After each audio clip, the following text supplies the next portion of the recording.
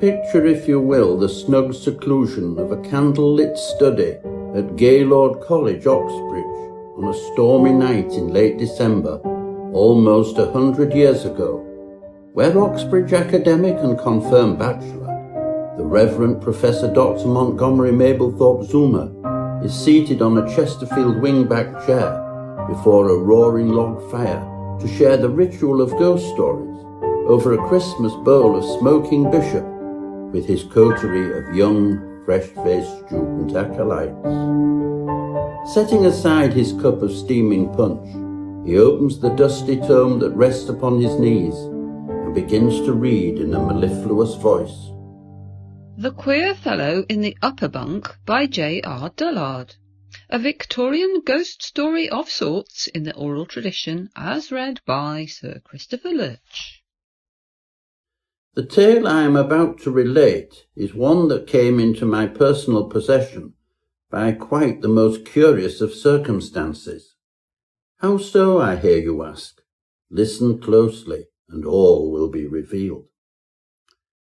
During college recess in the summer of 1913, I had been engaged to embark upon a lecture tour of North America, and, to this end, had booked passage on the SS Gigantic bound for New York.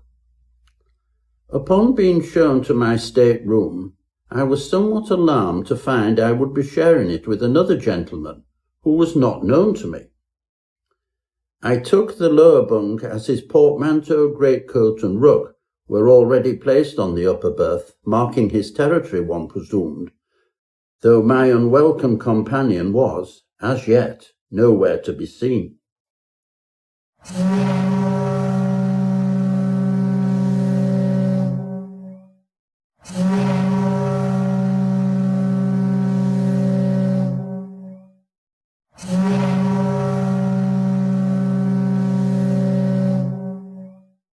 The ship left Liverpool dock at the appointed hour, and I took to the deck, taking in the sea air as I mingled with the assembled throng waving their goodbyes to old England.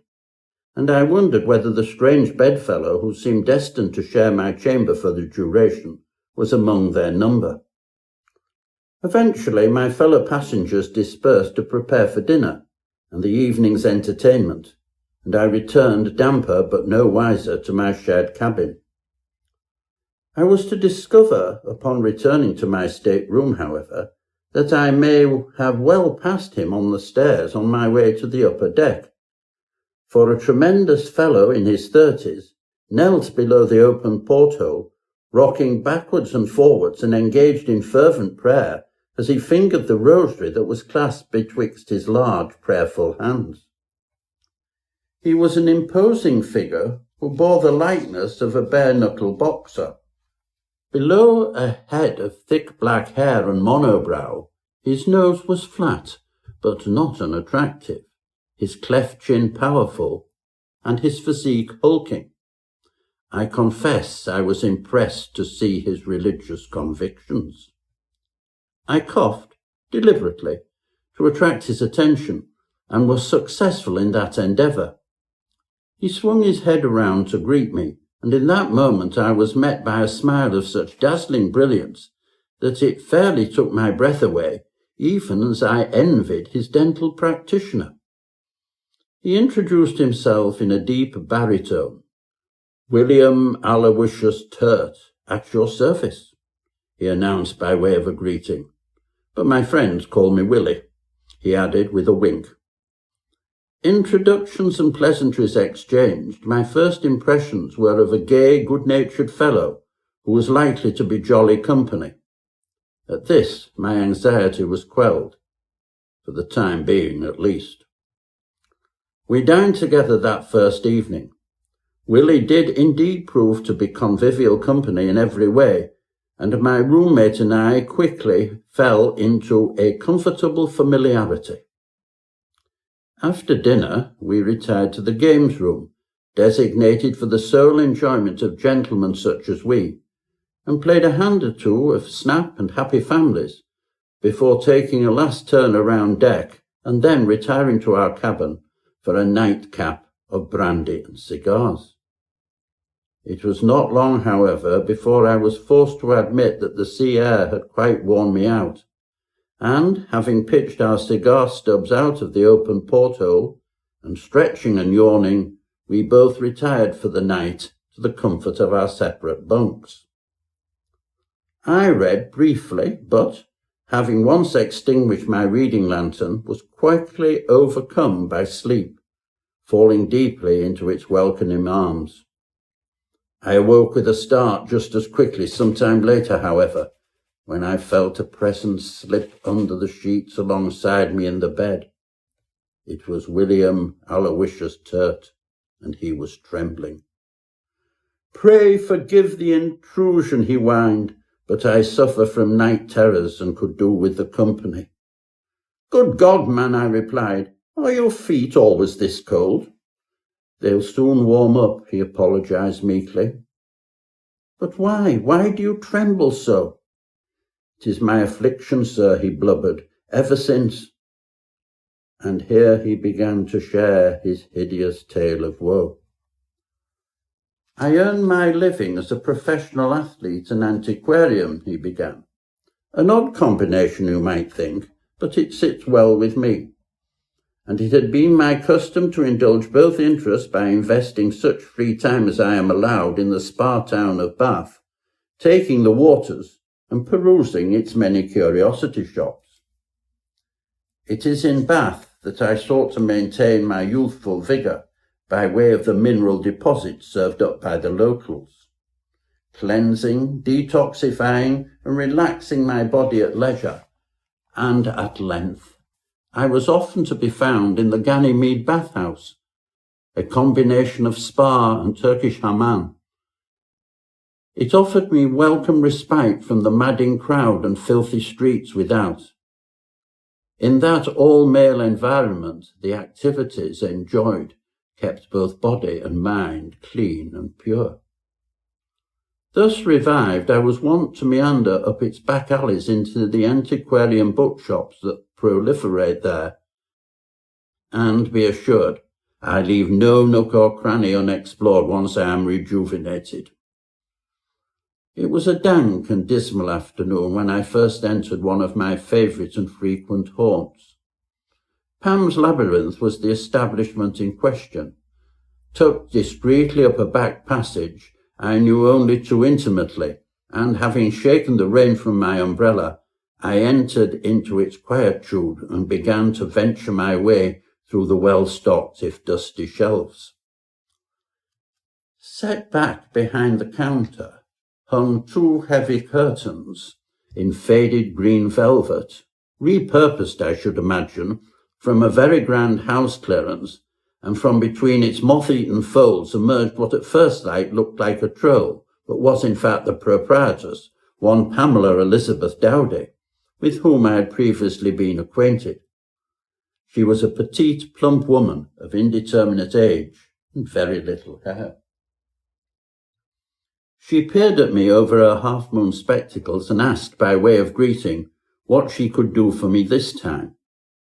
I inquired hopefully if she had anything special secreted away for the discerning collector, at which prompting she advised me that if I was seeking yet more photographic examples of Greek love, then I was to be sorely disappointed, as I had cleared out all of her voluminous stock on my last visit.